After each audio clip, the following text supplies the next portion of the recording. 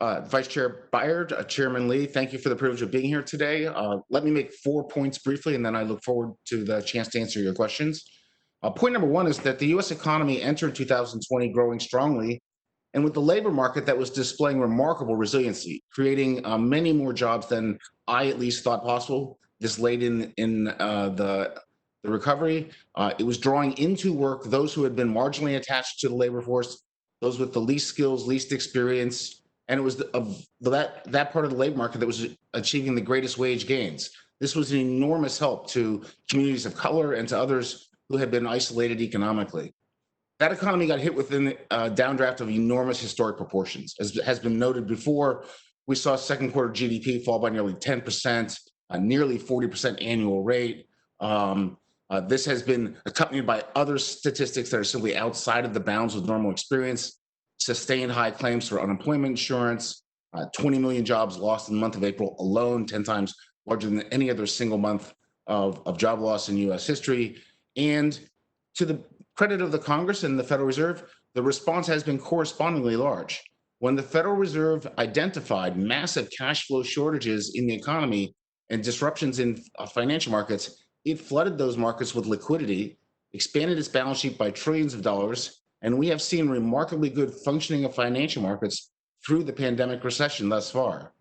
Congress, with the Families First and the CARES Act, undertook an enormous fiscal expansion, nearly 10% of GDP, that provided assistance to households, provided assistance to small businesses, especially if they remain attached to their workers, provided assistance to key industries, and in my view, successfully executed a strategy that said, we will provide enough liquidity through Federal Reserve and congressional actions to wrap the economy in that liquidity, hide from the virus for 2.5 months, and then resume operations. Going forward, it is clear that we can no longer simply hide from the virus. We will have to be able to operate an economy in the presence of the virus for the foreseeable future. And figuring out the right fiscal policies in those settings, I think, requires looking at the roots of the downturn. And the key issue in the downturn is that households without any loss in income stopped spending. In particular, in the second quarter, 2/3 of the decline was diminished spending on services, and fully a third of it was reduced spending on healthcare services. Households, especially affluent households, stopped going to restaurants, traveling, going to hotels. They stopped doing anything that involved personal interaction and the delivery of services. To have a successful strategy going forward, we cannot simply rely on income replacement in the form of checks or unemployment insurance. We've actually done a remarkable job of that already. In the second quarter, as the economy contracted by 10%, disposable personal income rose by 10%, and the saving rate exceeded 25%. To be successful, we have to somehow address the safety issues that are the Achilles heel of this economy. It has to be the case that workers are willing to go to work, businesses are willing to open their workplaces, customers feel safe conducting commerce. Those kinds of supply side considerations, the workers and the businesses, should be the focus of what the Congress does.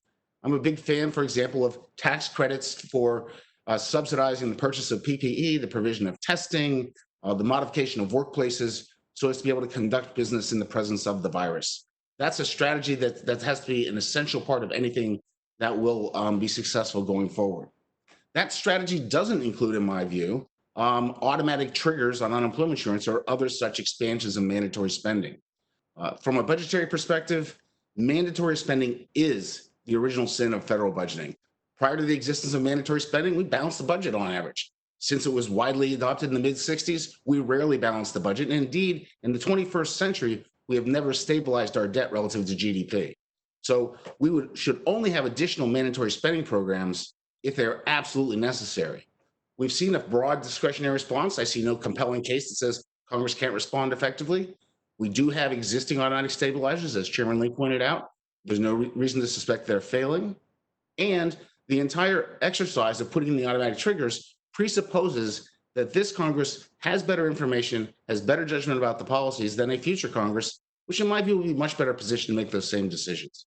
So I don't think you can make the case to give up our current system in favor of the mandatory system at this point in time. So I thank you for the chance to be here today, and I look forward to answering your questions.